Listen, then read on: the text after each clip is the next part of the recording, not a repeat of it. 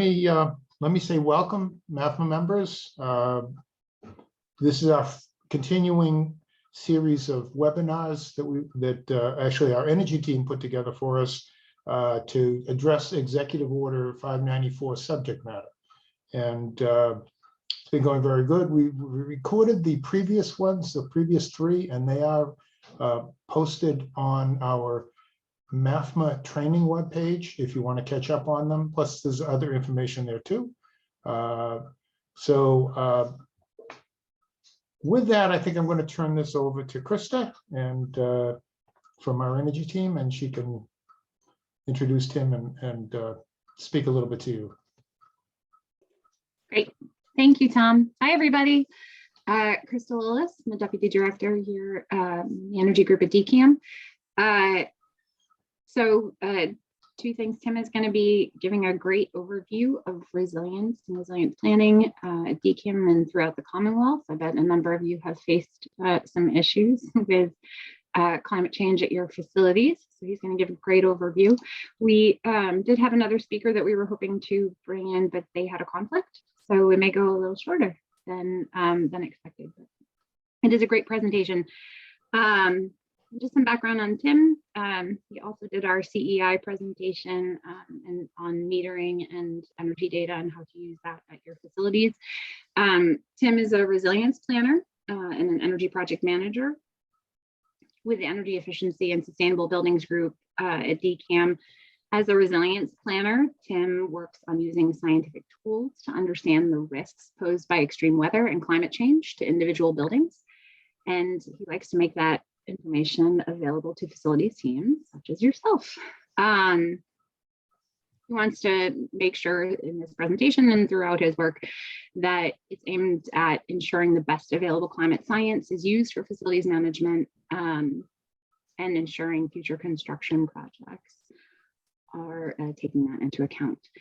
He also has been assisting the on updating the state hazard mitigation and climate adaptation plan, and we're grateful for all of his work. So, Tim, thank you very much. Hey, thanks, Krista, and thanks, Tom, and thanks everybody for having me here the second time. I guess I'll just jump right into it. Let me share my screen here. Give me 1 second. Can everybody see a picture of the Massachusetts State House?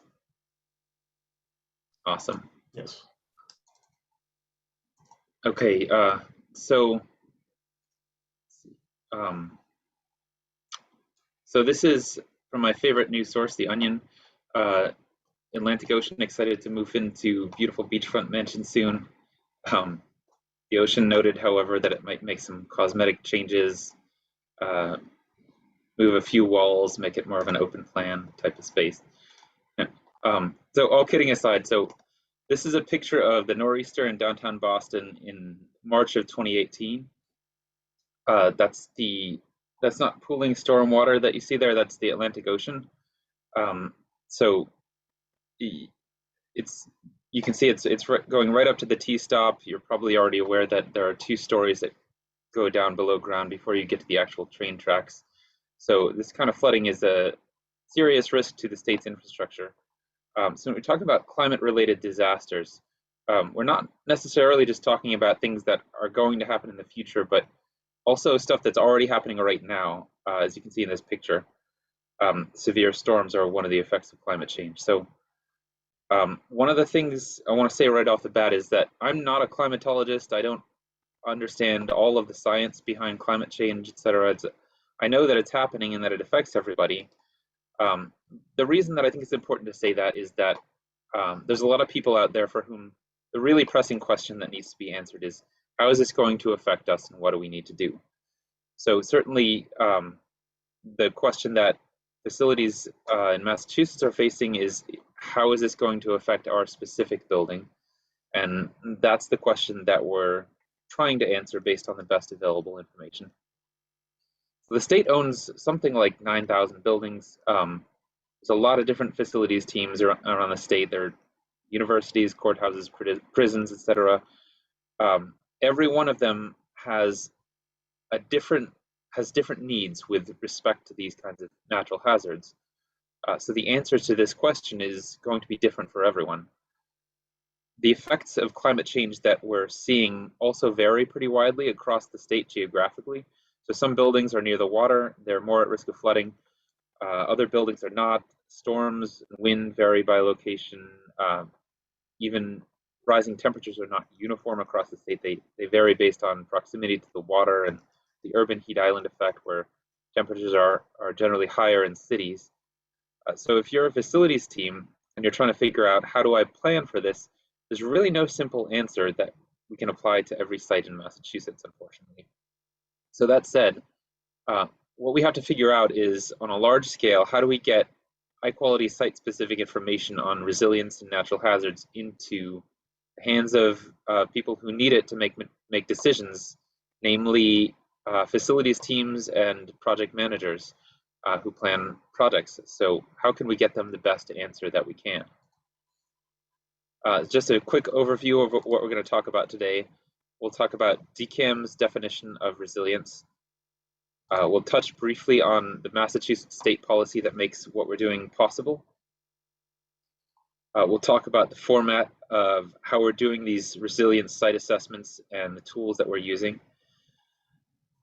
We'll talk about data sources. Where does the information come from? And finally, we'll touch briefly on some of the work that we've done so far that we're proud of. So what is resilience? What are we talking about? So this is the working definition that DCAM uses. Ensuring that state facilities can be operated or adapted to resist and recover from the effects of hazards in a timely and efficient manner. This includes ensuring the preservation, restoration, and improvement of its essential basic structures and functions through risk management. So basically all we're saying there is whatever the building is currently doing, when disaster strikes, we want it to be able to continue to do that, or if it can't, then to resume operation ASAP. So I want to pause here for a second, and I'm actually hoping to get a little bit of feedback from you all. So when we talk about resilience and climate and weather, oftentimes we talk in big generalities. I like to kind of selfishly use this opportunity to get information back from you about what the most pressing kind of weather and climate related issues at your facilities are.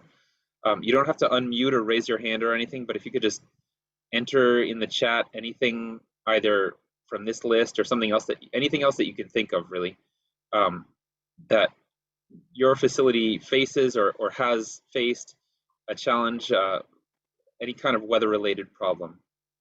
Absolutely anything that you can think of at all. There's no wrong answers. Just right now while I'm talking, enter it right in the chat. Be extremely valuable for us to hear about it. Nobody's gonna like look at what you said or follow up with you and or try and correct your answer or anything like that. We're honestly just curious to know what you think about it. So yeah, a lot of good ones, Tim. Wind damage, mold, power outages, ocean flooding, riverine flooding, power outages due to storms, tidal surge, stormwater management, road washouts, HVAC issues, wind damage, leaking roofs, walls, and more leaking, HVAC issues. These are great. Yeah. Storm damage, storm rainwater. And definitely, if you have any ideas on how these kinds of issues could be handled better, that's also extremely helpful. If you have any opinions about things that could be better managed or prepared for, or anything at all, really, it's extremely helpful. Someone said anything to do with very old buildings. I hear you there.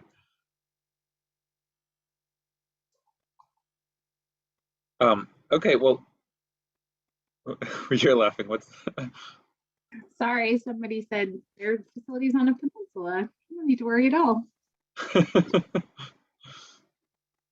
disruption to electricity service, leaky roofs, a need to build higher foundations.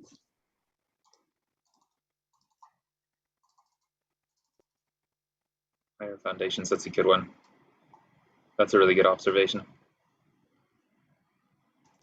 So feel free to continue entering. Yeah, feel free to continue anything that you think of throughout. If there's something else in this presentation that makes you think of something else, or if you think of it after this presentation's over, just go ahead and email myself or Krista and any thoughts that you have. We're constantly learning about this. This is kind of a new field, resilience. So adapting to climate change is pretty new. So anything that you can help us learn is definitely helpful. So what you see here on the screen in front of you, this is an excerpt of a document called the State Hazard Mitigation and Climate Adaptation Plan. This plan was adopted by the Governor's Office in 2018. It was created based on the requirements of Executive Order 569. I know this series of lectures is based on Executive Order 594, but this is a slightly different one. Many, if most states, already have some form of hazard mitigation plan like this because it's necessary to get a lot of FEMA funding for disaster relief and preparedness. But this plan in particular combines traditional hazard mitigation with climate adaptation, recognizing that natural hazards like severe storms and extreme heat, etc., will get worse with the changing climate over the next century. But this part here on the screen in front of you is just one section. This is a very long document. It's something like 600 pages. It's very comprehensive. So I'm really this is a small section here. But this is the impetus behind everything else that I'm going to talk about today. This is the task assigned, or a task assigned to DCAM by the Governor's Office, and it requires us to, number one, incorporate climate change vulnerability, resilience, and adaptation standards into capital planning for new projects. Number two, refer to climate change vulnerability assessments in master planning exercises. And number three, integrate climate change vulnerability assessments into a facilities management system, meaning once we perform these climate change vulnerability assessments, we should put that information somewhere where the people who need it can actually get to it.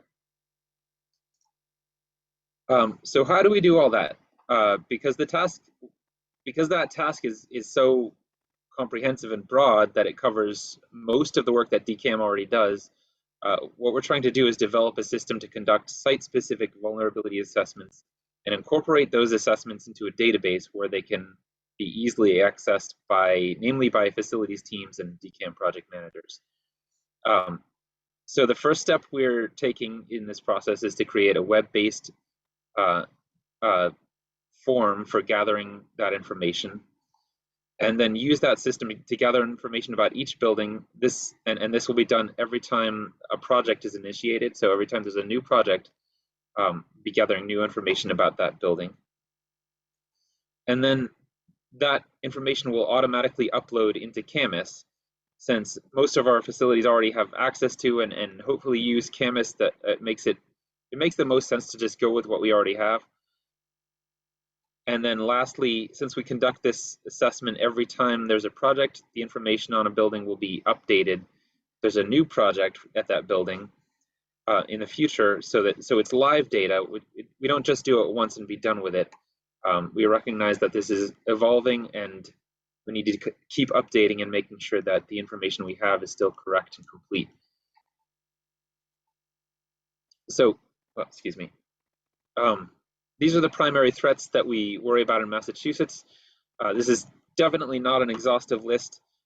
Many other states have much longer lists of threats, like tornadoes and wildfires. For example, so extreme weather can encompass anything from a winter nor'easter to a hurricane. Sea level rise is what we most frequently discuss when we're talking about climate change. Many of our buildings are built very close to the water.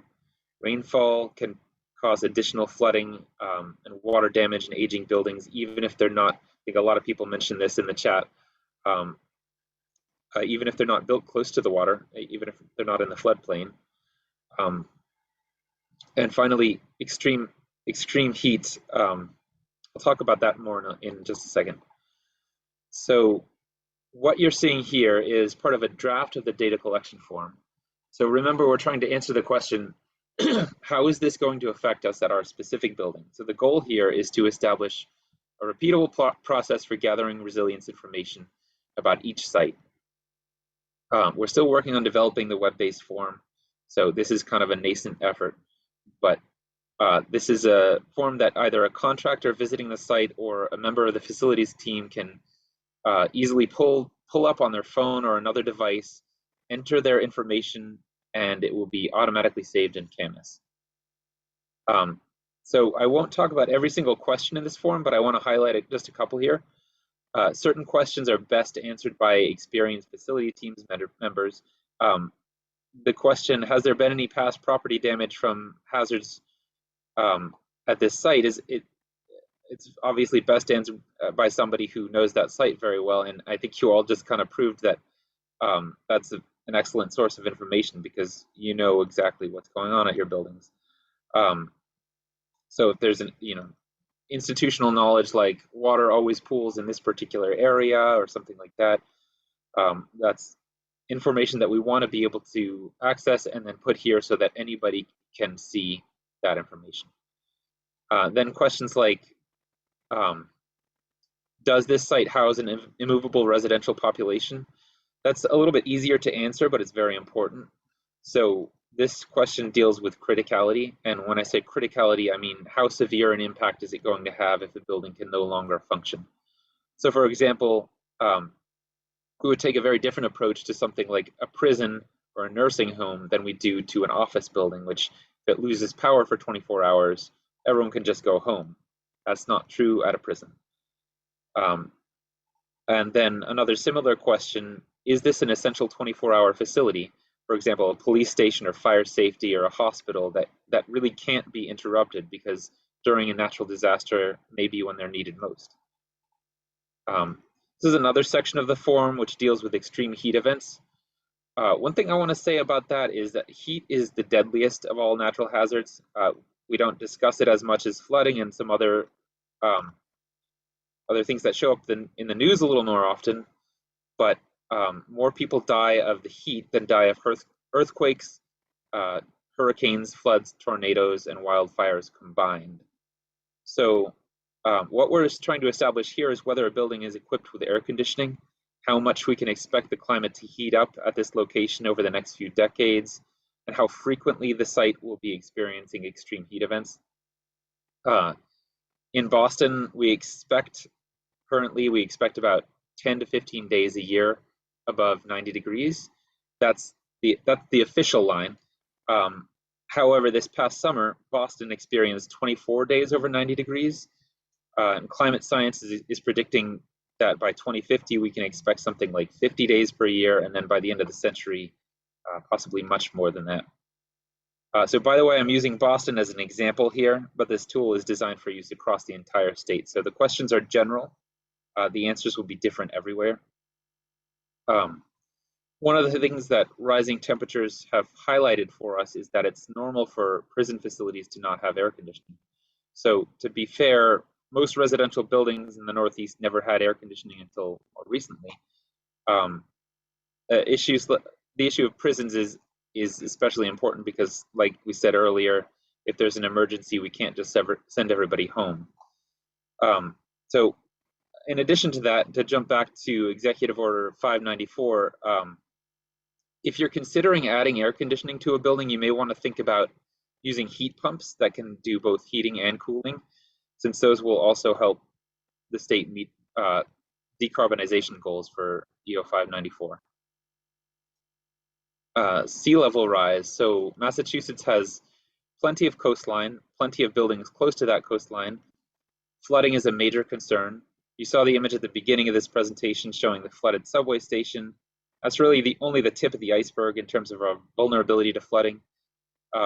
This section is concerned with assessing whether the building is in the current FEMA floodplain whether we can expect it to be in the floodplain in the future, and how high the water will rise.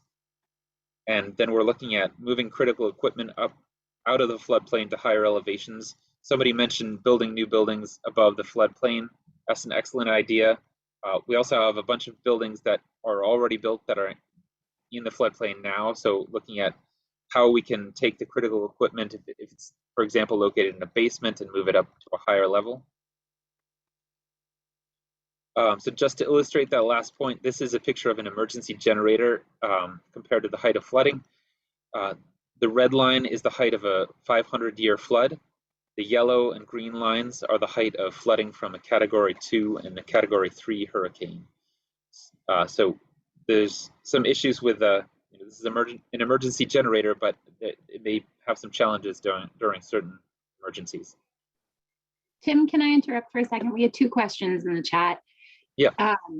Somebody asked, will the resilient site assessment data transfer to the fields and attributes in CAMEX where we can query, or will it be recorded as a note? It will be in fields and attributes, and it will be queryable. Great. And then another person asked if there are any questions in the resilient site assessment that ask about storage of chemicals or hazardous materials on site. Storage of chemicals, and currently no, but that's a very good idea. If you have particular experience with that, maybe just email us and let us know about it. And it's still a work in progress, so we can still add things to it as well. Thank you. Okay, so the data to fill in the form that we just talked about comes from a few different places.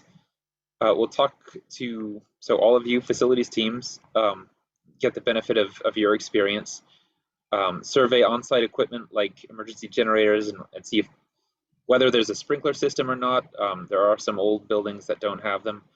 And finally, we'll look at data from climate science. So these are some scenes from mechanical rooms from buildings around the state. This is vulnerability that, I'm sure many of you have stories about aging equipment in some buildings. In Massachusetts, we often like to talk about the great things that we're doing, but honestly, there's pictures like this are not that uncommon. And we have aging buildings. There are often things that don't get replaced as often as they should.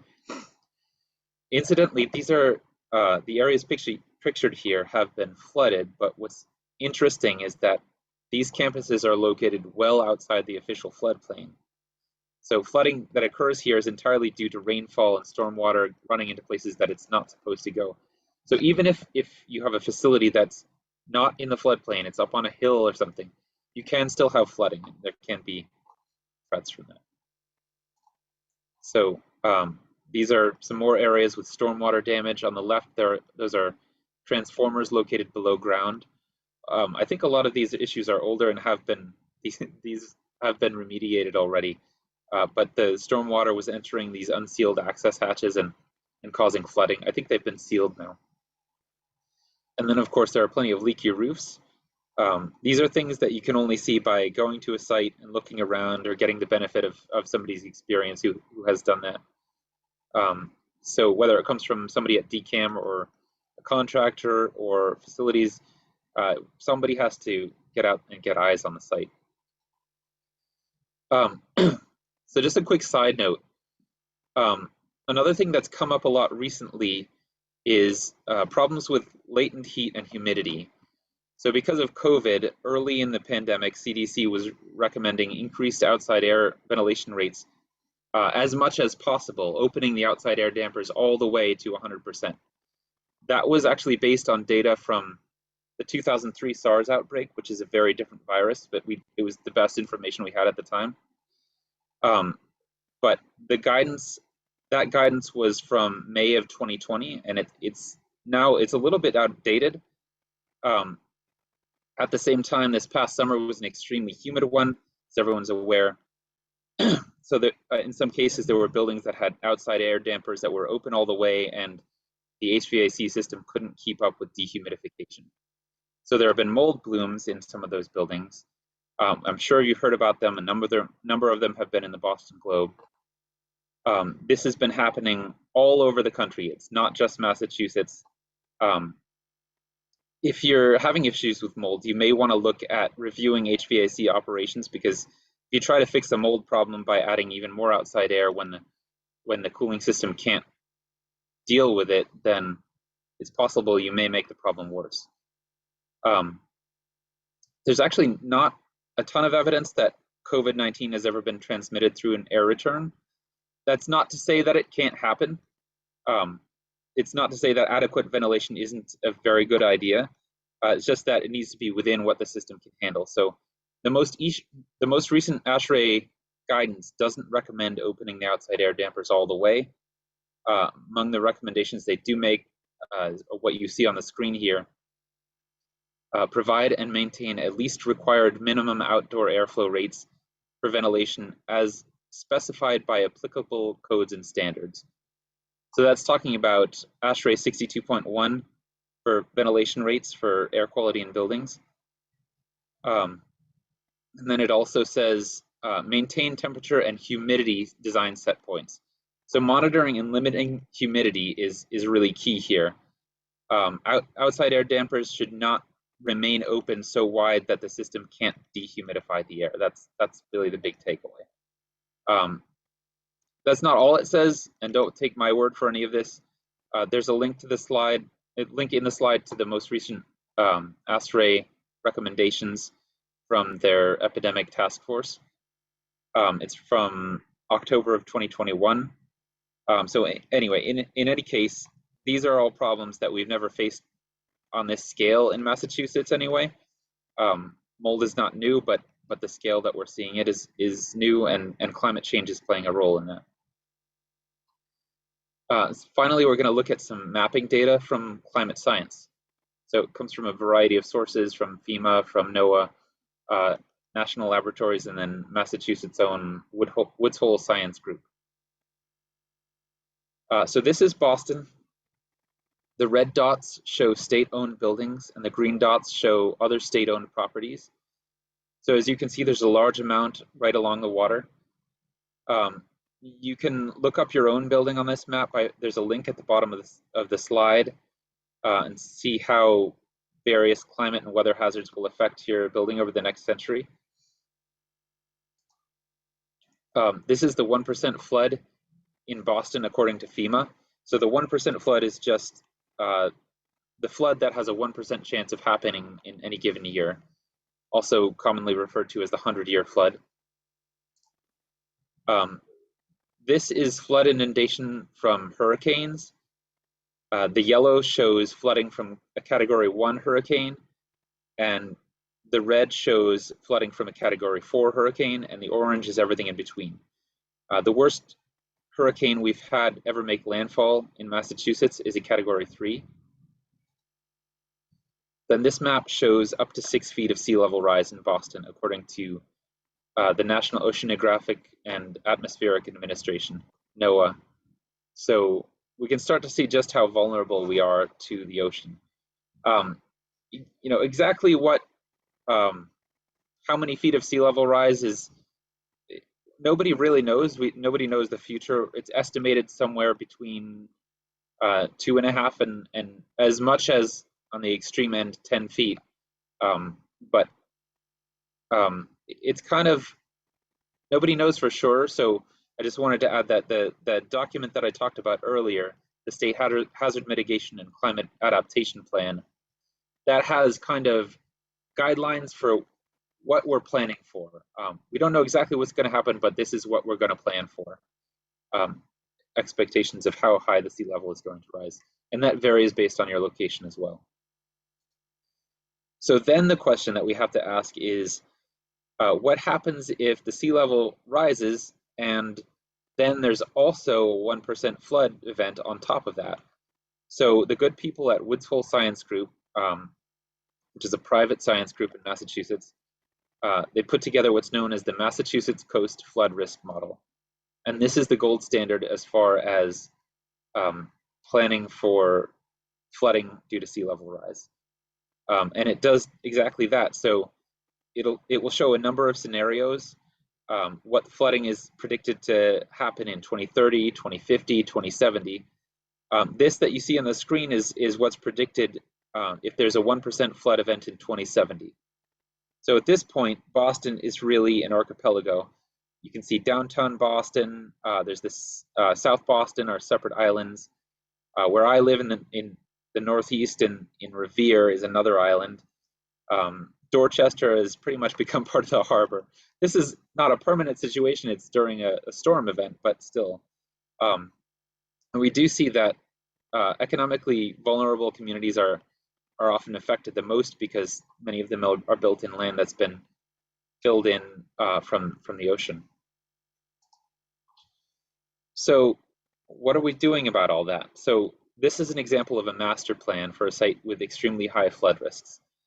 This diagram shows the elevation of the finished floor and critical equipment for each building on a campus. So you can see that the majority, really almost the entire campus here, is below the current 1% flood. So that's the bottom blue line, and then more so even below the predicted future 1% flood elevation, which is the higher blue line. So this campus is including in its master plan that any new equipment is to be installed above the future floodplain, and all new buildings will be dry flood proofed by raising them up. Occasionally, equipment stops working, and we have to go and replace it. This may have happened to you. Instead of replacing it in kind, we'll recommend moving it up to a higher elevation above the floodplain. People will often come back and say, well, yeah, we could move this equipment. We could spend more money to move this equipment out of the basement, but all the other critical equipment is still in the basement. So just moving one piece doesn't really make it resilient. And honestly, they have a point. We have to consider not just one, excuse me.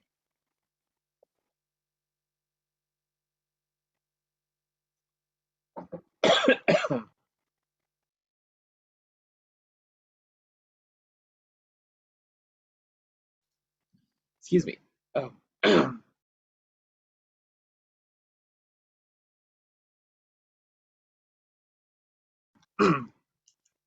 So, excuse me, I'm losing. Let me take a second and just answer a couple questions. Somebody asked if you can get the link to the GIS viewer as a separate link. Yeah, I'll post it right here. I'll do it in just a second. And someone wanted to share that in January 2018, Winter Storm Grayson approached Salem State's central campus with a combined high tide storm surge of just over 15 feet. And the campus was fully protected by the city's floodgates. Thanks for sharing. This is really interesting. And any other questions, please feel free to post in here. Thank you. Hey, thank you. I have a cough drop right next to me, so should be okay. So I was talking about, you know, there's an argument that why move equipment out of a basement when all the other critical equipment is still located there? So if there's a flood, then the building still won't be able to operate.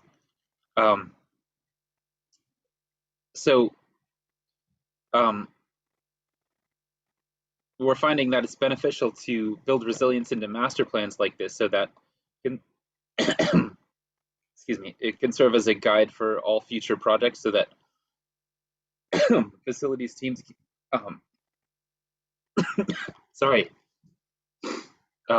can make smaller incremental improvements as money becomes available rather than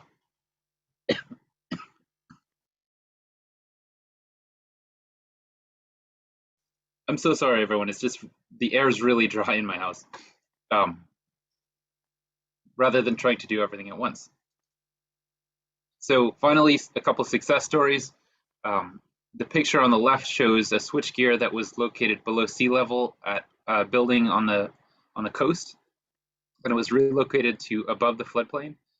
And then on the right, there's a new emergency generator that was installed as part of a demand response program, but also functions as an emergency generator for a building that's used as a shelter for the surrounding community. And it's also a source of revenue through the demand response program. So thank you for listening. To paraphrase Car Talk, you've wasted another perfectly good hour listening to me talk about resilience. If anyone has any, as I said before, please reach out if you have any thoughts on how we can better deal with these issues. And then I'm going to open it up to discussion and hopefully let somebody else do some talking.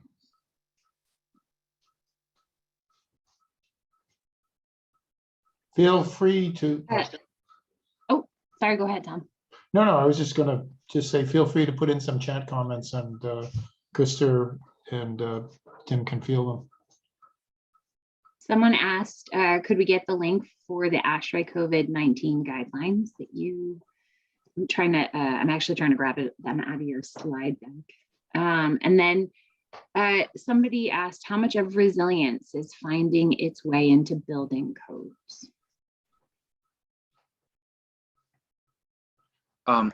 Building code issues are a really good question. I know, can't think of the name of it right off the top of my head, the code for flooding, which is definitely being updated as far as resilience.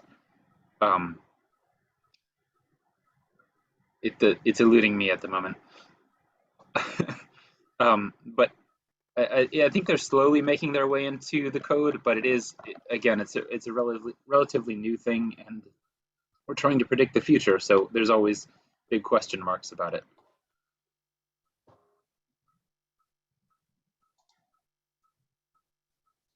Somebody asked, will DCAM add info to Camas building records about what flood zones, et cetera, a building is in?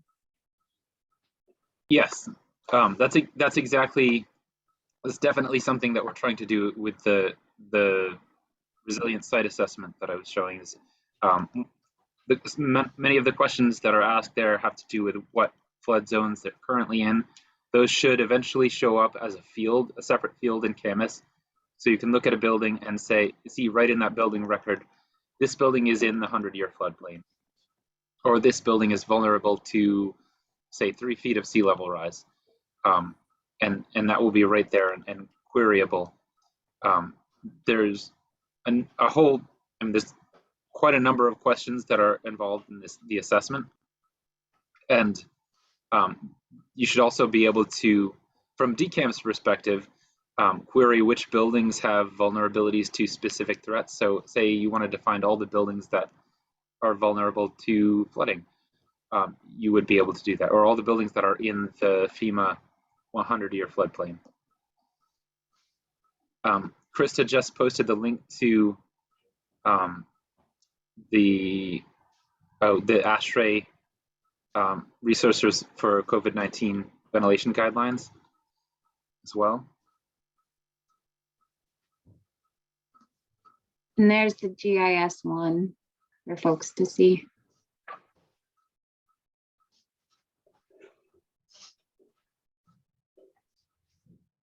Also, besides recording the webinar and posting it on our training, we could also post the PowerPoint presentation, which if people wanted to, get a copy of that and share it with other people, not a problem. Definitely, and those links are in the presentation as well, so you should be able to just click on them.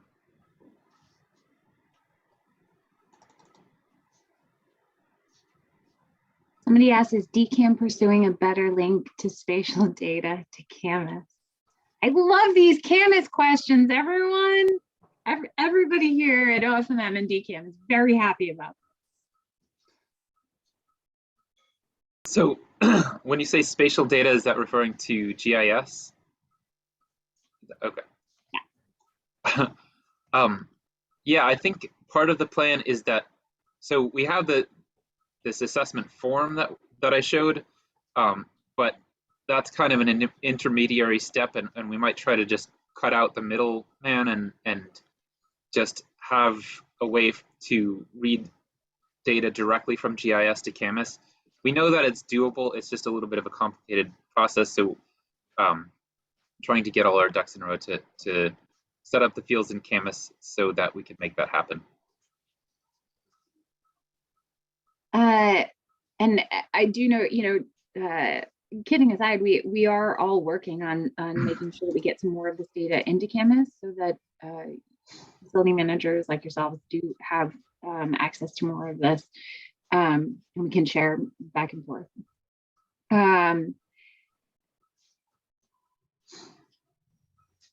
Somebody said, any conversations about including resiliency in the next building conditions assessment?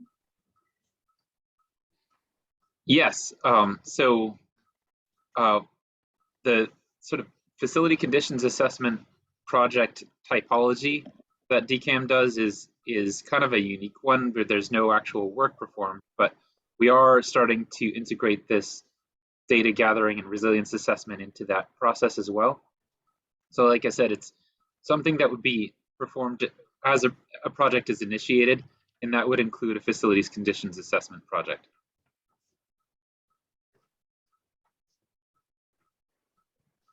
There is also, I mean, it's also true that there are definitely sites in Massachusetts that have less vulnerability. There's a little bit of discretion that's involved in with the project manager and the facilities team. It's not a very heavy lift to do these resilience assessments. It's not very onerous, but if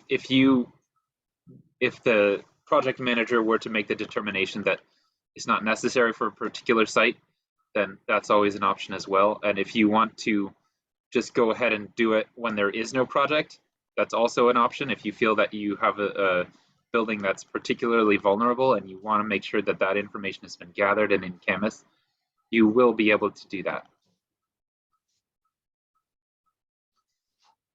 Can we send them a copy of the assessment? Yeah, we can send them a copy of the draft, but just bear in mind that it is currently a draft. So, yeah.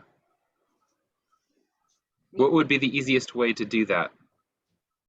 Would we send it to Tom or? Yeah, if you want to distribute it through MAFMA, besides these people, we could do that. Or I get the email address of people who've logged in here, so we could do it just to them. Whatever you think is appropriate.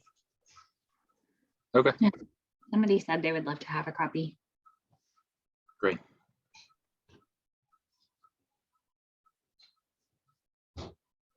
Okay. Are there any other questions? Anything else you want to? Somebody asked, would that include non-building facilities such as beach walls?